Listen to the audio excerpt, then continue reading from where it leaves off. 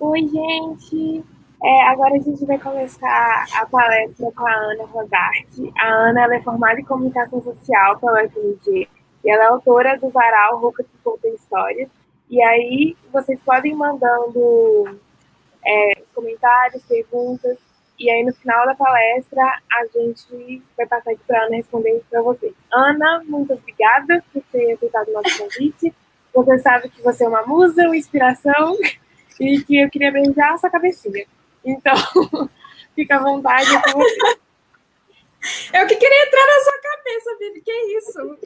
A organização da Recontorno está incrível, já quero deixar minha admiração para a equipe inteira.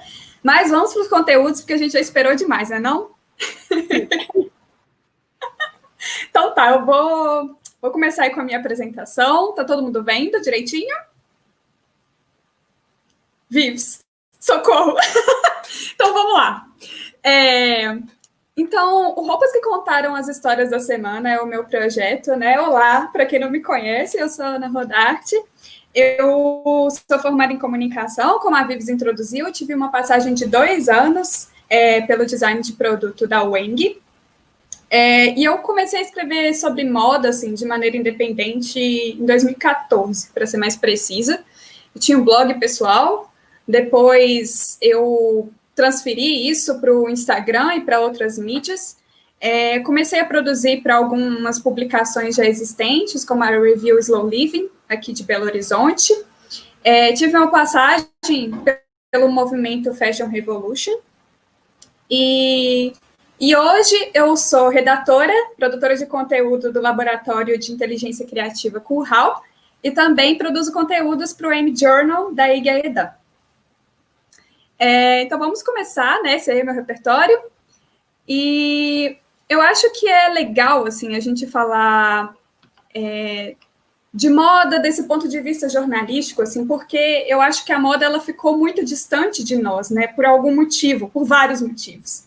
Por toda a forma com que a indústria se organizou. E isso mexe muito, assim, com o motivo de eu estar trabalhando com moda hoje, né? E de tornar isso um assunto de produção de conteúdo. A moda, ela perpassa muitos conhecimentos, muitos saberes, por muitos profissionais. Então, ela é intrinsecamente um objeto que carrega muitas relações. Ela tanto está aqui para romper quanto para dar manutenção a certas relações que mantêm a nossa comunidade como ela é. E aqui a minha proposta, né, para apresentar o Roupas para vocês e um pouquinho desse meu ponto de vista, é ler o que está acontecendo em 2020, né? Esse ano caótico que a gente está vivendo, né? Marcado, sim, pela pandemia, mas também pela emergência de um movimento social importantíssimo, né, que é o Black Lives Matter, já em um instantinho. Perdão, gente. Pela emergência de um movimento social importantíssimo, né? E eu acho que justamente por esse contexto de pandemia, né? A gente está... o coronavírus ele veio como um fator de sublimação de certas opressões, de certas questões que já estavam nos incomodando há muito tempo e que agora ficaram insuportáveis. Explodiu por causa da morte de George Floyd, aqui no Brasil, né, pela morte do menino João Pedro, nunca vamos nos esquecer disso. E de uma certa forma, ele saiu mexendo com as estruturas de muitas coisas, né? Embora ele não tenha demarcações estéticas, visuais muito claras, ele saiu mexendo com as estruturas. Outros fenômenos também marcaram esse ano e estão muito impressos nas roupas e nas nossas apresentações estéticas visuais. Acho que a principal delas são essas novas organizações sociais que a internet nos possibilita, né? Eu acho que um ótimo exemplo são os fãs do BTS aí, que usaram as redes sociais para burlar esse supremacista branco que está na presidência dos Estados Unidos.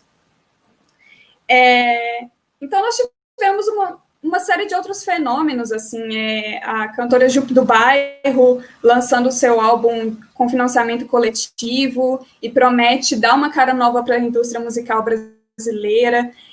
Nós tivemos o desfile da Savage X Fenty, a segunda edição em plataformas de streaming, e são muitos outros fenômenos, assim, que mexem muito com o nosso imaginário, né?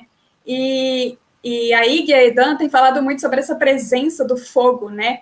Não só desestabilizando estruturas, né, que foi o que aconteceu lá na delegacia responsável pelo caso de George Floyd, ela foi incendiada pelos manifestantes, mas infelizmente, né, como um statement dos pecuaristas aqui no Brasil, né, e eles estão atacando massivamente os nossos ecossistemas naturais. Então vamos passar aí um pouquinho, né, do porquê moda para analisar tudo isso e para uma leitura sobre esse ano.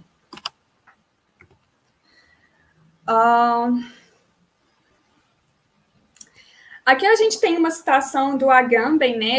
Ele é um teórico muito importante para a gente pensar o que é a contemporaneidade, e a moda ela é muito uma metáfora para o que é esse contemporâneo, né? Como alguns estudiosos da literatura colocam. Para o Agamben, o contemporâneo não é o presente, ele é o inatual, ou seja, ele é aquilo que se localiza fora do espaço e fora do tempo.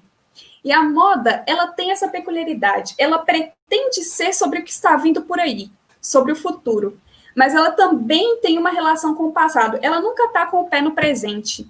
Então, ela tem essa relação paradoxal com o momento que a gente está vivendo. E isso é muito importante para a gente entender como que ela se coloca como um sistema, né, de pretender antecipar algumas tendências e, ao mesmo tempo, não conseguir romper com certas estruturas, né. E aqui eu coloco para vocês algumas etapas de produção de uma peça de roupa comum, para a gente ter noção de quantas etapas estão envolvidas nisso, assim. A gente parte da produção da fibra, da preparação dos fios, vamos para a preparação do tecido, tingimento, acabamento, formação dos criadores, projeto da roupa, modelagem, corte, costura, marketing, imprensa, logística, venda, devolução e logística reversa, revenda, upcycling, descarte. Isso é para ter uma noção assim, de quantas áreas do conhecimento que estão aí e de quantas estruturas uma peça de roupa perpassa, sabe? Ela vai desde dos subempregos, que mantém um país subdesenvolvido nessa condição, até a imposição de ideais de beleza de uma certa classe que domina estruturas de poder. Mas ela também, por essa característica ramificada, ela também passa por outros pensadores que vêm de outras origens e que podem subverter isso, sabe? Isso é definitivamente interessante, porque eu acredito que tudo que a gente consome e produz tem uma relação muito grande com o que a gente está fazendo. Nenhuma escolha que a gente faça, ela é aleatória, sabe? Ela passa por uma série de influências, assim, e a gente vai ver isso muito bem nas teorias da comunicação, principalmente depois da escola de Frankfurt, e com uma sofisticação muito maior e de uma maneira muito mais inclusiva, né, nas teses de Walter Benjamin e de Jesus Martim Barbeiro. Porque as coisas não são tão passivas assim, né? Vamos lá. E eu trago essa citação do Peter Stelibres, que eu acho que ele é um dos caras mais importantes para a gente pensar o papel da roupa na contemporaneidade. Ele é autor deste livro aqui, meninas, O Casaco de Marx, e ele basicamente ele inicia esse livro falando sobre como que a roupa ela tem um caráter de luto. Ele começa dissertando sobre um casaco que um amigo dele, que morreu pouco tempo antes, deixa para ele, e como que esse casaco evoca as memórias desse amigo dele. E em seguida ele vai partir para uma análise sobre como a devolução de um casaco e a compra de um casaco ajudou a viabilizar a escrita do Capital e de outras obras do Karl Marx. Porque a peça de roupa, ela não é somente... Ela não vale somente pela compra, né, pelo valor social. Ela já foi moeda de troca, sabe? E especialmente na época da escrita do Capital, muitas famílias dependiam de lojas de penhores, né, para conseguir viabilizar as produções, as atividades dela nos próximos meses. E isso é muito bonito, porque, de uma certa forma, esse casaco de Marx, ele carregou os traços, as vivências do teórico ao longo da escrita dessa obra. E aqui essa é uma citação que eu curto bastante do Stanley Bress. Ele diz que comecei a acreditar que a mágica da roupa está no fato de que ela nos recebe. Recebe nosso cheiro, nosso suor. Recebe até mesmo a nossa forma.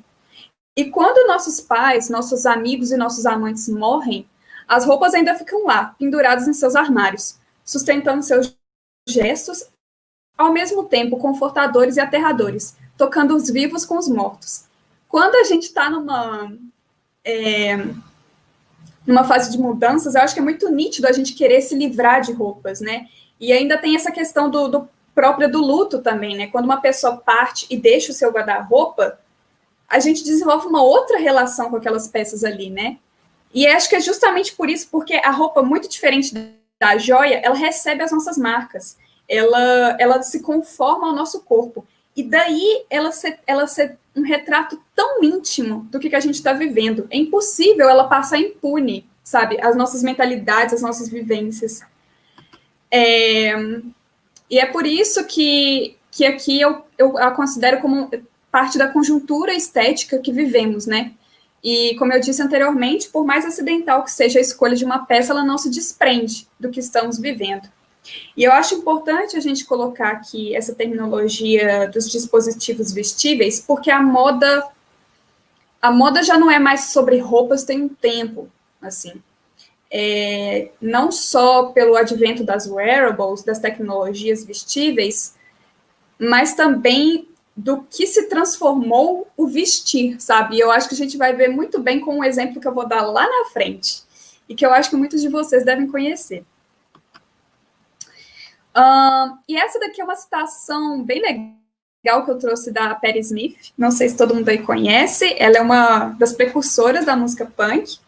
Essa citação foi tirada do livro Só Garotos, e é um depoimento e tanto, assim, eu recomendo muito a leitura desse livro para entender, assim, o que foi esse cenário de ebulição cultural dos anos 70.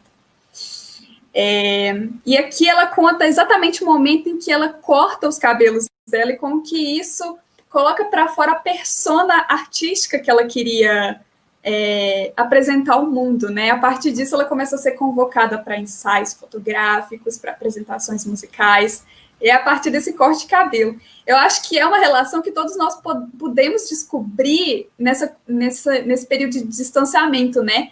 Muitos de nós deixamos o cabelo crescer, alguns de nós raspamos, alguns de nós tentamos cortar o cabelo em casa. Eu acho que foi um gesto muito simbólico, né, desse período de distanciamento.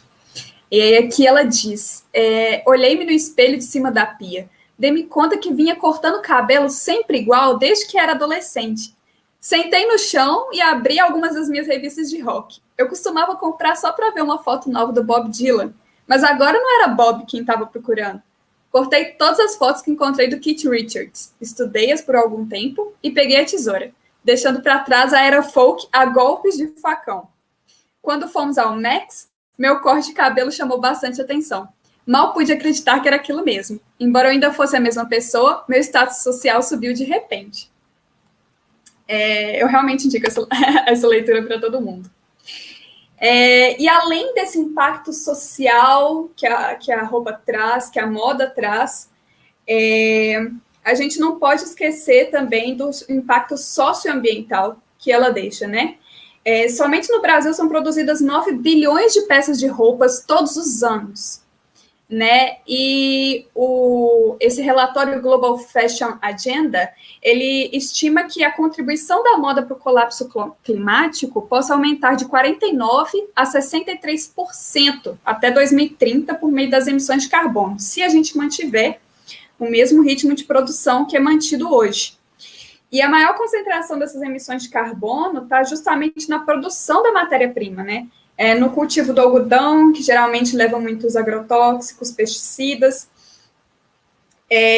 na extração do couro, né? Em todos os seus formatos, né? Porque a moda é bastante especista. O desmatamento e a agropecuária correspondem junto a 70% dos gases de efeito estufa emitidos pelo Brasil. E aí a gente não pode esquecer do impacto que o cultivo de algodão infringe sobre os ecossistemas de cerrado aqui no Brasil. Na produção tradicional, né, não estou pensando nas produções agrofamiliares, que são as ideais, na produção orgânica, esse algodão ele tem sido responsável por um impacto ambiental muito grande e que não pode deixar de ser considerado, embora o algodão seja uma fibra natural, né? E aí surgem as novas propostas, né, de sustentabilidade. E é um pouco difícil entender como que essas propostas têm implicações estéticas, porque muitos materiais... Porque, primeiramente, que a gente está num contexto de pandemia, de crise econômica mundial, então o investimento em pesquisa ele tende a se desacelerar um pouco, mas nós temos tido algumas propostas muito interessantes e que estão sim mexendo com a nossa estética, sabe? Como a Kate Fletcher, ela coloca aí, é o livro Modo Sustentabilidade. Aqui no Brasil ele é publicado pela editora Senac. Eu indico para todo mundo que vai estudar esse tema. Ela diz que quando a gente pensa em produção sustentável de moda, a gente não pode pensar só na mudança de vocabulários, a gente tem que pensar em outros processos. E um dos que tem mais transformado não só a produção, mas também as conformações estéticas é o upcycling. Ele tá tornando tolerável que marcas trabalhem juntas, né, no mesmo look, sejam superpostas. Os looks estão ganhando mais camadas e diferentes materiais sendo trabalhados juntos, sabe? Isso tem sido muito interessante. A gente vai ver um pouquinho à frente. E agora vamos partir para a análise de conjuntura por meio das roupas. Aí aqui eu quero fazer um esclarecimento sobre o recorte que eu adotei. Eu tentei analisar um pouquinho do que foi esse ano de 2020 nos aspectos de entretenimento e comportamento. Eu deixei o lado político um pouquinho de lado, porque eu ainda preciso de um pouco mais de tempo assim, para entender como que essas ideologias de supremacia branca, esses fascistoides estão agindo aí no âmbito estético, imprimindo as suas marcas. Além disso, alguns movimentos também, eles não têm uma demarcação estética visual muito clara. E isso está ficando um pouco mais evidente agora. Então, eu me restringi um pouco mais ao repertório pop, acho que para a gente estabelecer uma conversa que flua bem, e escolhi apenas algumas peças, só para a gente entender um pouquinho mais, assim, de quais são as possibilidades que as roupas nos oferecem para entender o nosso cenário. Um instantinho. Ok.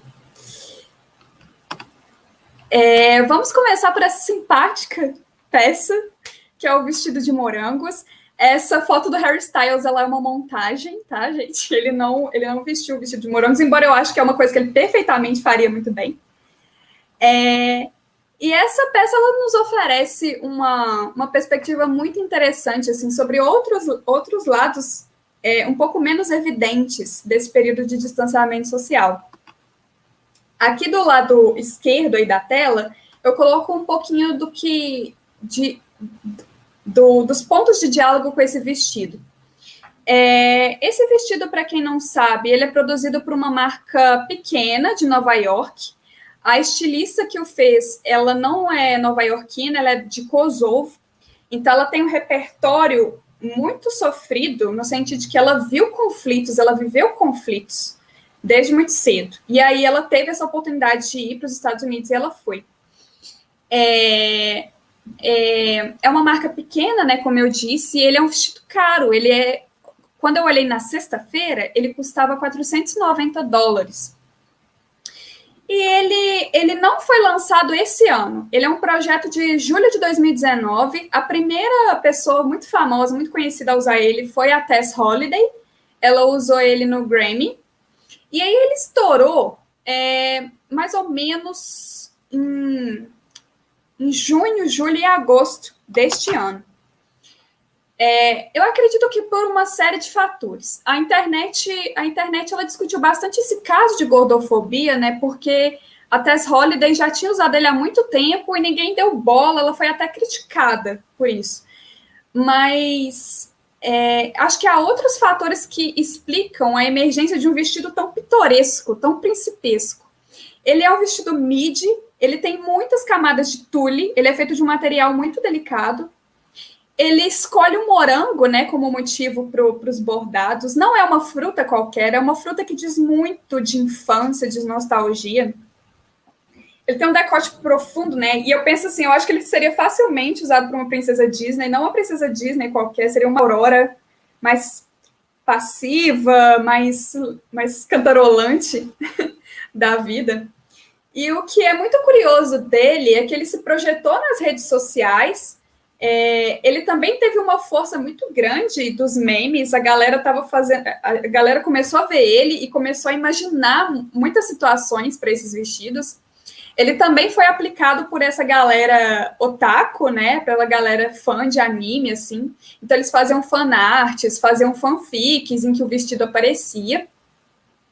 E ele foi muito levantado com essa força de fandom.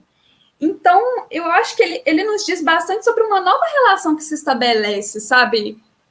Com roupas, com a cultura pop na internet, assim. Muitos influencers conseguiram comprar o vestido por campanhas de financiamento coletivo, né? Eles lançavam uma fanart com o vestido e aí a galera topava contribuir, sabe? Essa menina que tá com um chapéuzinho aqui foi uma das desenhistas que conseguiu comprar o vestido por essas vias. E para mim é um caso muito curioso. Ele não é... Eu não acredito que seja... Ele não é um voto de inocência tão inocente assim, digamos. Ele diz bastante sobre um desejo de escapismo, sabe? O mundo está tão difícil, a realidade está tão difícil, a gente tem supremacistas brancos no poder, a gente tem uma pandemia, a gente tem casos de racismo evidentes, matando pessoas todos os dias, né? Casos de homofobia. Me parece um tanto natural que as pessoas queiram esses momentos de brecha. E esse vestido, ele diz muito sobre isso.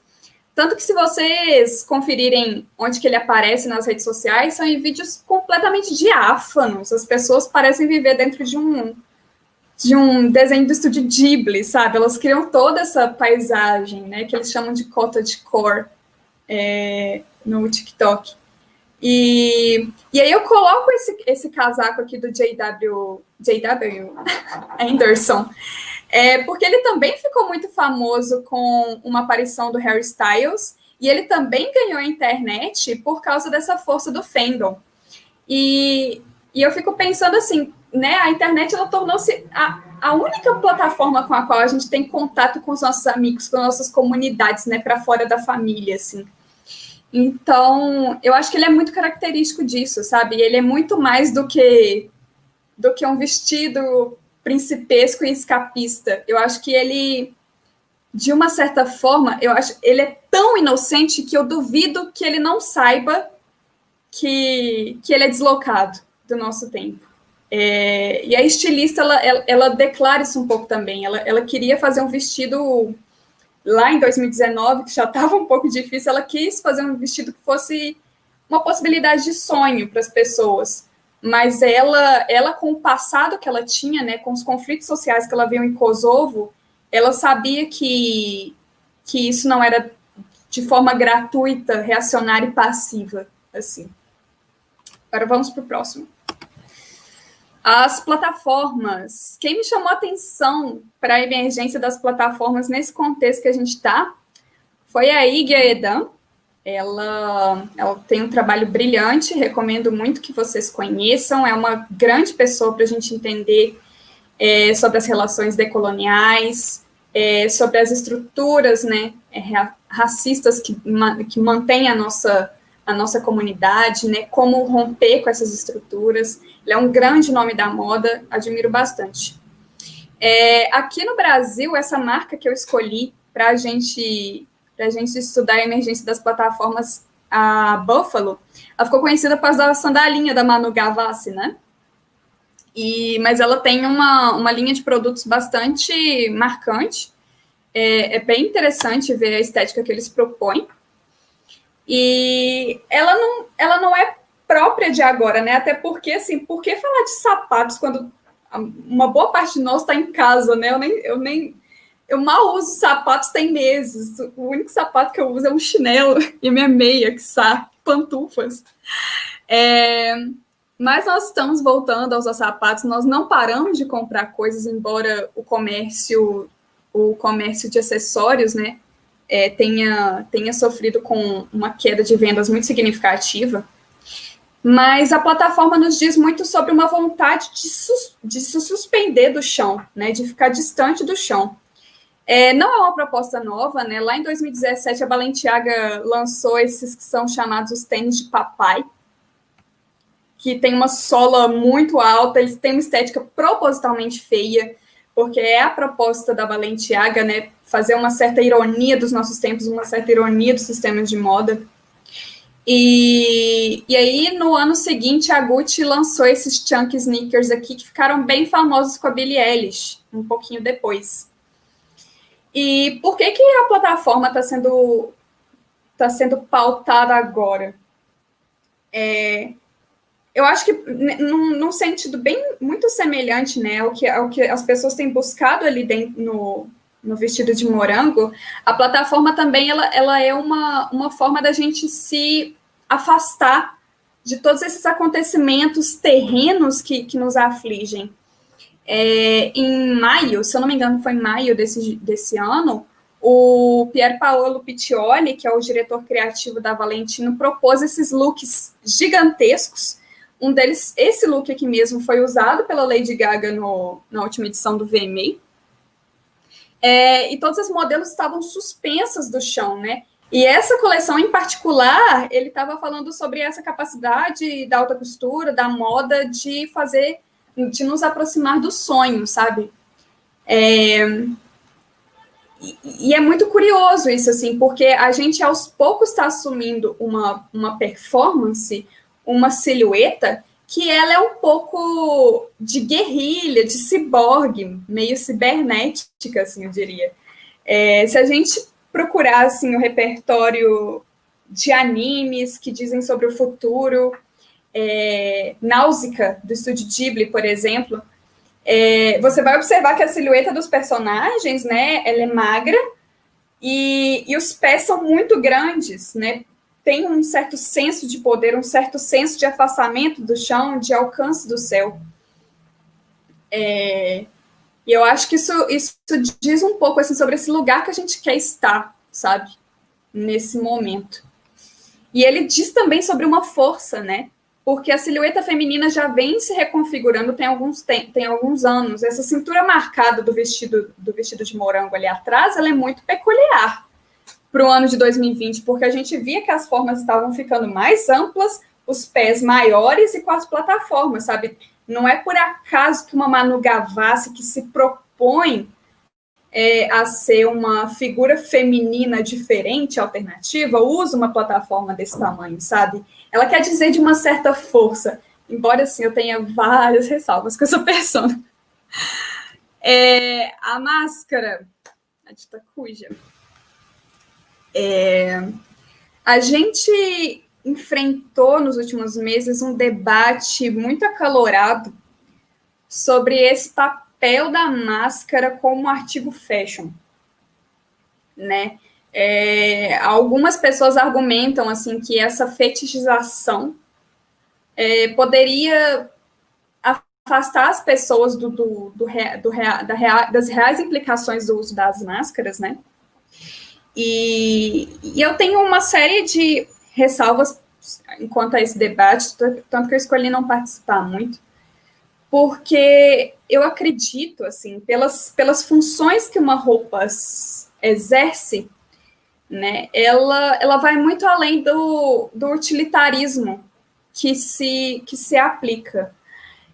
E ela diz muito sobre identidade. Então, qualquer dispositivo vestível vai assumir certas características da persona, mesmo que seja uma máscara cirúrgica. E eu acho que essa é a grande dor do uniforme, né? É nos uniformizar todos, é nos tornar completamente funcionais, completamente entregues ao trabalho. Então, eu acho que é um pouco pretensioso esperar que as pessoas estejam sempre com as funções protetivas, né, da máscara em mente.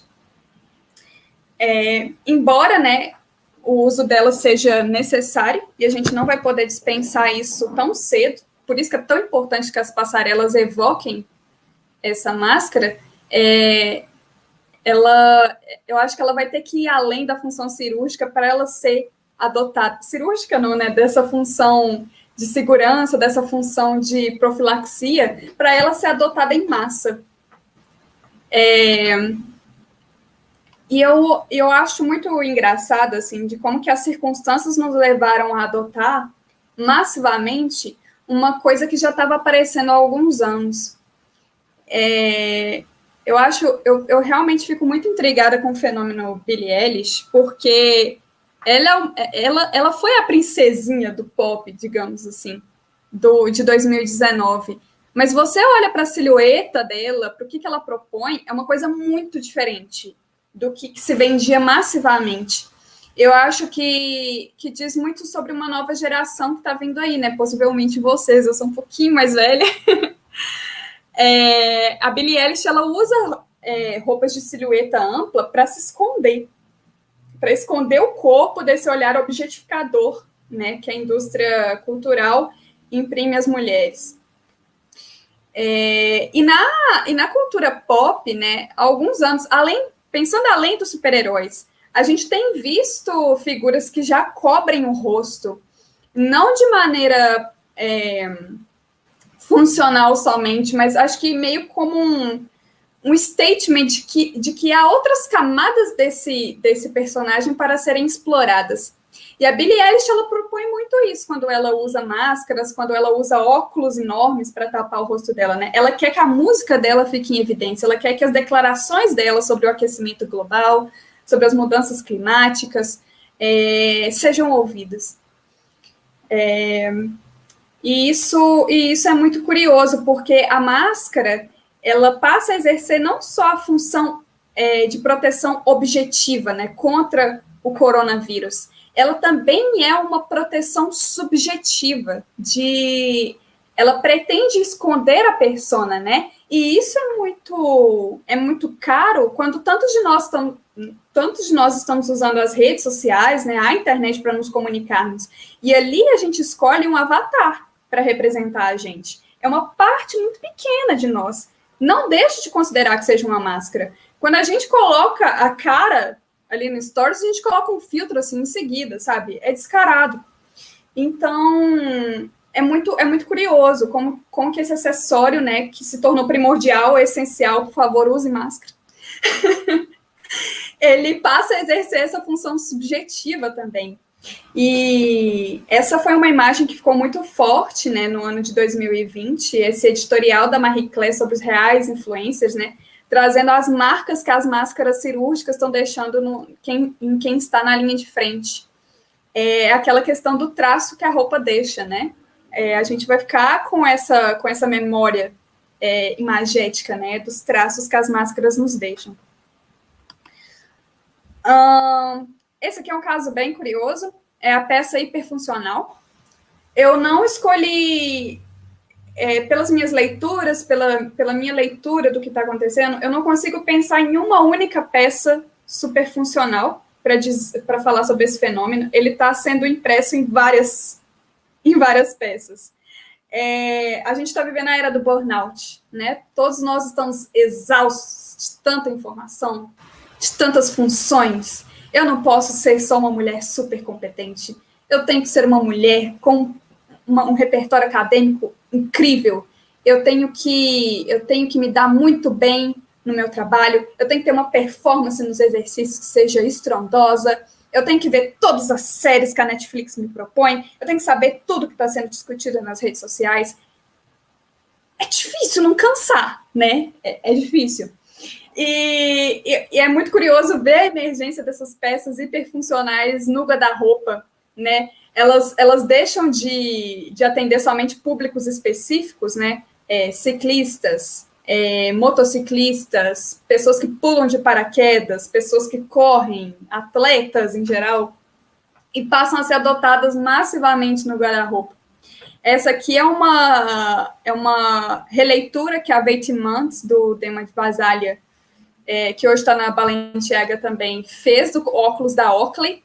O óculos da Oakley, para quem não conhece, ele é aquele óculos espelhado, né, enorme, que ele foi lançado, se eu não me engano, na década de 80. Ele foi massivamente adotado nos anos 90, no início dos anos 2000. E ele ficou primeiro muito conhecido entre ciclistas e motociclistas, porque ele foi feito para esse público. Ele é um óculos que pretende te proteger ele do sol, que pretende te segurar o impacto, e ele tem mais de 850 patentes, né? Não é um óculos qualquer. Mas ele passou a ser usado como um acessório de moda. E aí é muito curioso ver a emergência dessas outras peças que têm uma série de funções. E aí, se a gente parar para pensar, né, por que adotar tantas funções, sabe? Por que a calça cargo, né, com aquele tanto de bolsos, está ressurgindo? A gente nem tem o que guardar em todos esses bolsos, né? A gente sai, a gente leva o quê? E aí, me parece que é mais um caso, né, voltando ali no caso da plataforma, de utilizar peças que nos deem essa sensação de proteção, de um resguardo do mundo que está acontecendo lá fora, né? Eu gosto muito de pensar nesses figurinos que a Lady Gaga está adotando nessa turnê nessa era cromática, porque elas leem um pouco a estética do sadomasoquismo, do BDSM, e elas não evocam somente a vulnerabilidade que o BDSM propõe, mas também uma coisa de proteção também, sabe? Ela tá sexy, mas ela tá armada, sabe? Olha esse harness aqui desse look todo Marine Serre, que é uma musa do upcycling, né? Esse print screen aqui é do fashion film da Marine Serre também.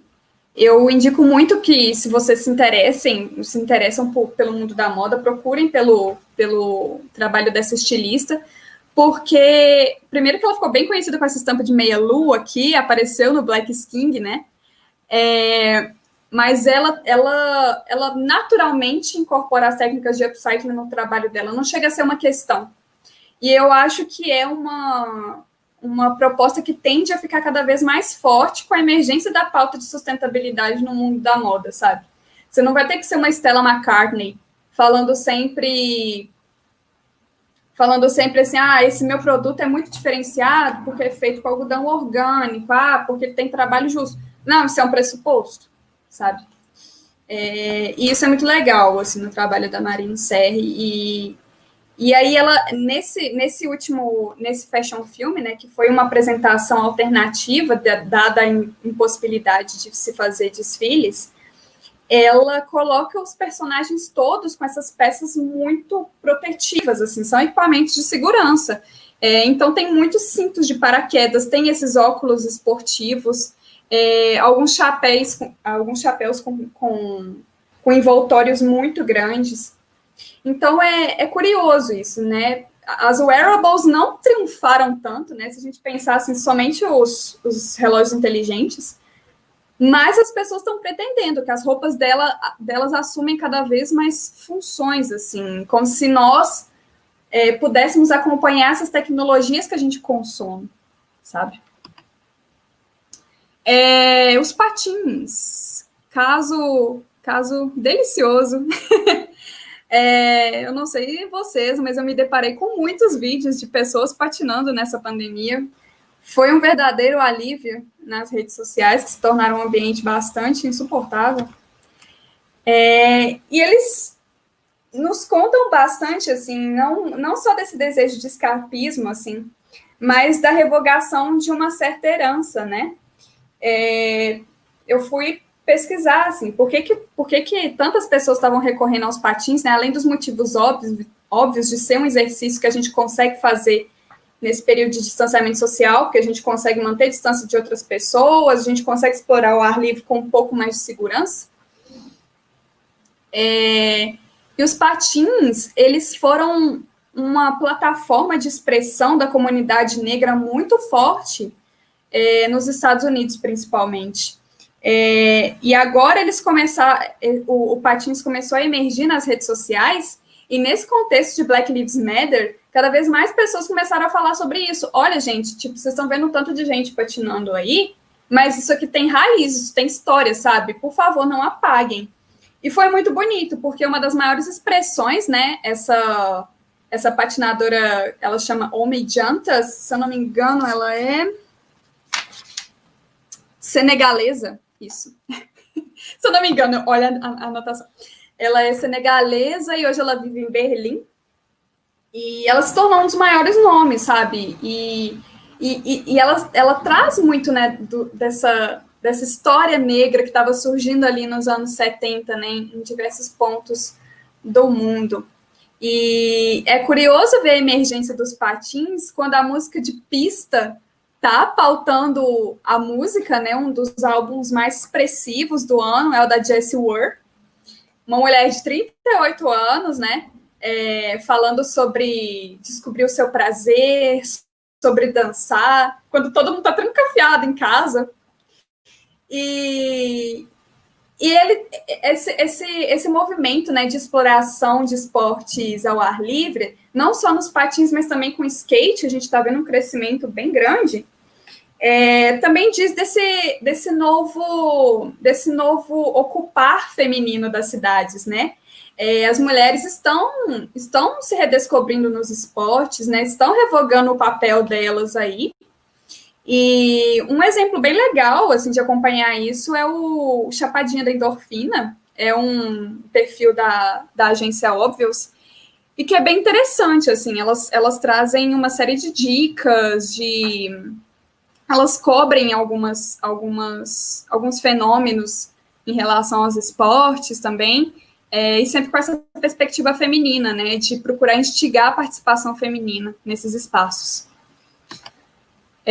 O cabelo rosa, quem não viu I May Destroy You, eu indico muito que veja, provavelmente vai ser a série do ano, como Fleabag foi do ano passado, criada por essa incrível roteirista, Michaela Coel, e é muito interessante a gente ver o uso do cabelo na trama, e que diz um bocado, assim, do nosso contexto, né? Nos últimos anos, a gente viu mais pessoas terem acesso às tinturas de cabelo, a perucas, não só pelos tutoriais na internet, mas também pelo movimento das drags, né, que nos permitiram ousar mais nas maquiagens, ousar mais nos penteados. E a Michaela Coel, ela propõe uma ideia muito legal do uso do cabelo nessa série, assim, porque as cores do cabelo representam os estados mentais da personagem, né, a trajetória dela.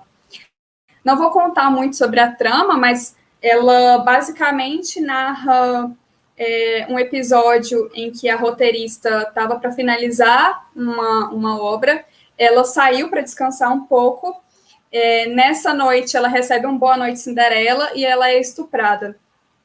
E ela custa perceber isso, né? Ela sofre um trauma, e aí o restante da série busca acompanhar a personagem lidando com esse trauma, mas ela vai um pouco além disso, porque ela também é uma crítica a essa geração millennial, né? Que pretendia tanto, que estava descobrindo seu potencial ali nas redes sociais, que tinha várias causas, mas que a gente foi descobrindo que se restringiam muito aos discursos, E a peruca rosa, ela diz muito sobre uma mulher, assim, que tem ela tem um pé no irreal, mas ela é um tanto quebrada, né? Eu penso muito nessa personagem da Natalie Portman, Closer, na Britney Spears, usando peruca rosa.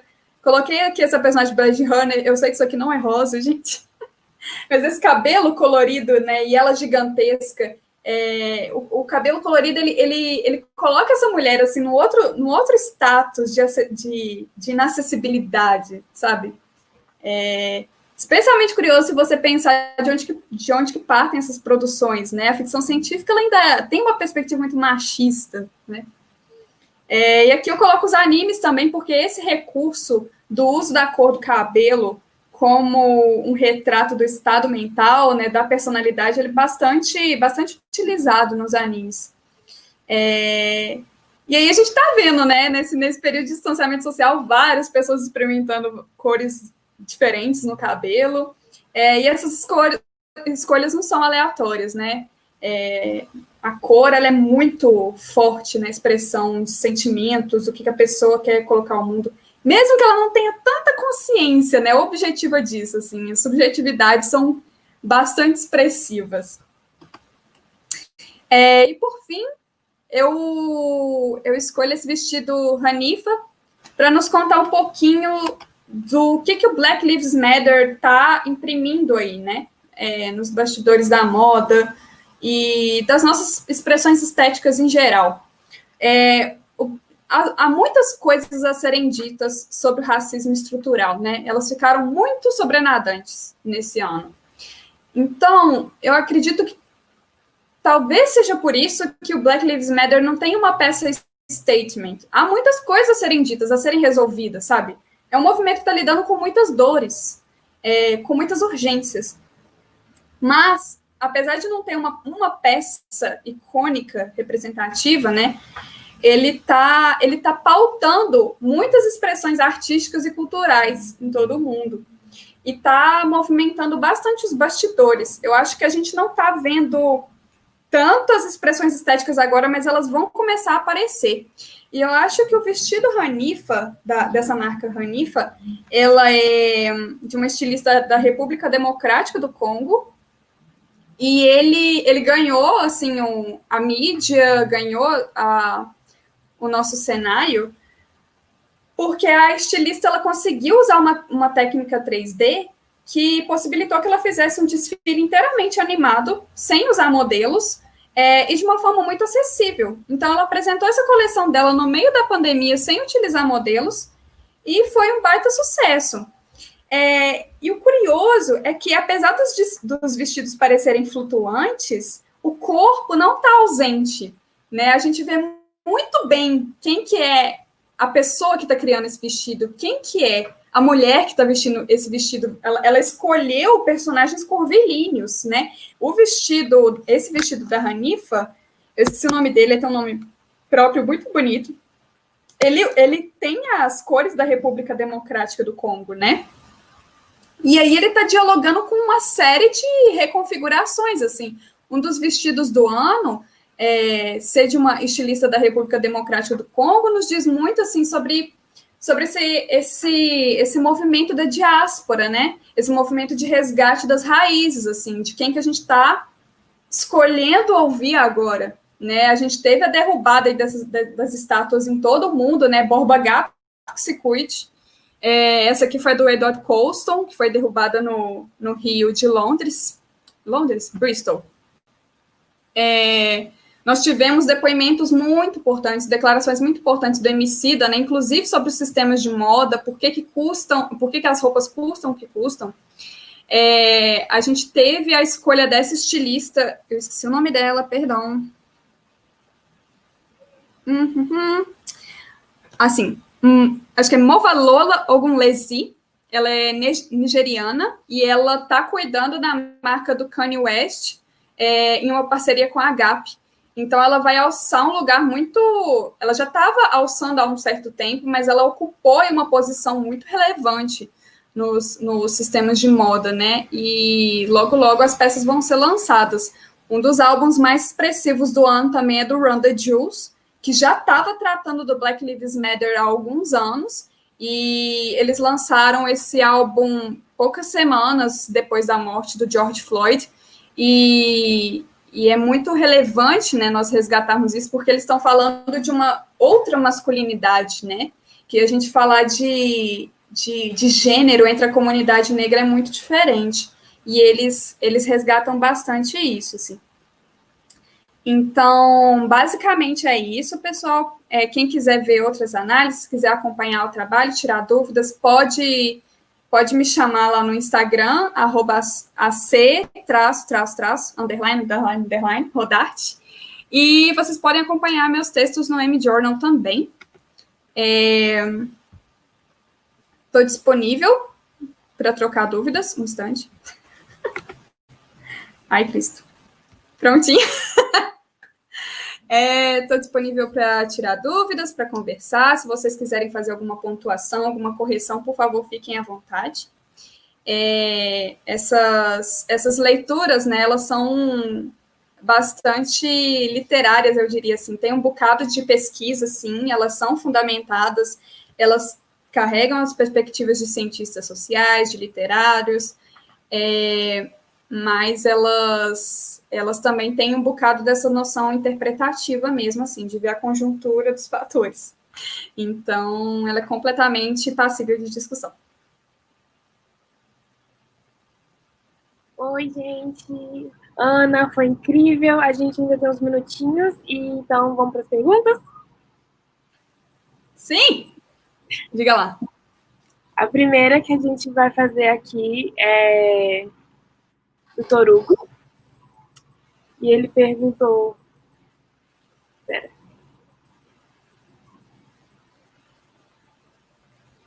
Ana, como que você vê a moda durante o período de quarentena? Tem tanto lançamento por aí, mas vejo uma galera tentando resgatar a personalidade de roupas de casa. Uhum.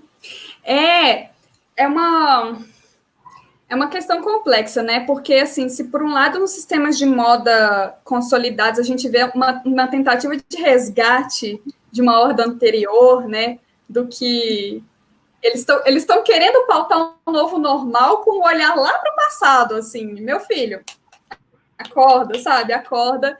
A gente está numa nova configuração e que envolve também, né, condições econômicas, assim. Eu acho que muita gente teve, eu não diria mais tempo, mas mais oportunidades de explorar uma outra relação com a autoimagem. Então, eu acho que não essa coisa dos tutoriais, do faça você mesmo, não passou somente o cabelo, os rituais de beleza, mas também as roupas. Pragmaticamente, a gente teve uma ascensão muito grande, né, da moda de ficar em casa. Ela vai pautar as imagens de moda, as campanhas, as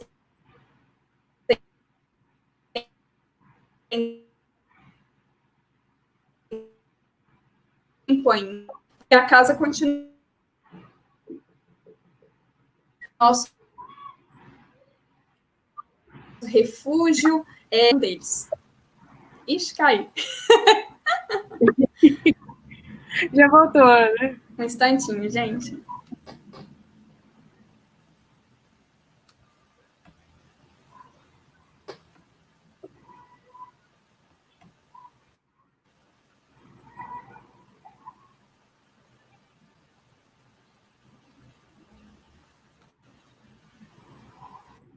Caí, gente, que horror. Ana, a gente está te escutando. Tá me escutando? Nossa, eu tô aqui. Ai, que horror. Mas eu vejo um pouco assim, Vitor, porque a gente vai ter ascensão assim, de uma moda muito mais prática, muito mais confortável, sabe? Porque as pessoas estão em casa, elas estão num momento de recolhimento, a gente está vivendo um luto coletivo, sabe? A gente não pode esquecer disso. A gente está aflito porque o contexto social é muito espinhoso, é muito ácido. Mas eu acho que as pessoas também vão se permitir certas experimentações, sabe? Acho que vai se expressar muito na beleza aqui no Brasil, porque a gente tem muita facilidade nesse território. Mas as pessoas também vão se permitir umas joias diferentes, sabe? Tem se permitido, isso já é possível de ver no TikTok, no Instagram, nas redes sociais. Então eu vejo esse mix, sabe? Do extremo conforto, do extremo da busca pela funcionalidade, mas também uma certa permissão, assim, para peças mais expressivas, para mais cores, mais ousadia.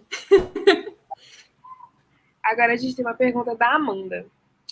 Ana, considerando que as marcas estão sendo pressionadas pela conscientização sustentável e a proximidade do fim do mundo, será que podemos esperar o upcycling como um novo padrão de moda? Eu não diria padrão, mas ele vai ser massivamente adotado. Isso já é possível de ser observado. Assim. As grifes, elas tiveram assim, esse brilhante insight. Tá sobrando tecido e eu não preciso queimar. Que interessante. Então, elas já têm começado a explorar isso, assim, grandes marcas. Elas não fazem a coleção inteira de upcycling, mas elas inserem alguns looks. Já tá aparecendo no tapete vermelho, sabe? Tá bonito. É bonito, é bem aceito, é bem visto você usar coleções vintage, revisitar peças do histórico da marca. Tem uma questão de nostalgia também, porque as marcas muitas casas estão perdendo o prestígio delas, então tem um quê de olhar para a história, sabe? A Marine Serre é um exemplo de criadora que está usando o upcycling assim, sem precisar de ficar mencionando isso no briefing direto, no release para a imprensa. Então, ele vai ser adotado, sim. Eu não diria como um padrão, mas eu diria que de uma maneira muito mais expressiva e até estética. Não precisa ficar escondendo que é upcycling, não. As pessoas têm achado interessante num vestido que marcou muito o nosso imaginário nos últimos anos, que é aquele Molly Godard do Killing Ivy. Negócio assim. Aquela série da assassina. Que a Rihanna usou também, assim, esses looks com muitas camadas, eles já estão pautando o nosso imaginário estético tem um tempo. Então, sim. Ana, eu vou finalizar aqui. Eu queria agradecer muito por você ter aceitado o nosso convite. Foi muito enriquecedor. Depois dá uma olhadinha nos comentários, as pessoas amaram. Gente, vocês podem acompanhar a Ana no Instagram dela. E é um conteúdo incrível, todo lá, todas as roupas, vão lá, vejam ela. Leiam mulheres, galera. Nossa, Vives, é isso. Nunca errou. Gente, muito obrigada por terem me convidado, muito obrigada por terem participado. Continuem aproveitando o R Contornos, que a programação está incrível. Apoiem designers independentes, ouçam designers independentes, porque, no fim das contas, eu acho que isso é isso que traz relevância para a gente, sabe? Cada vez mais é a gente que pauta. Então, não esperem que essas pessoas alcancem grandes mídias, não. Escutem elas agora e apoiem elas agora.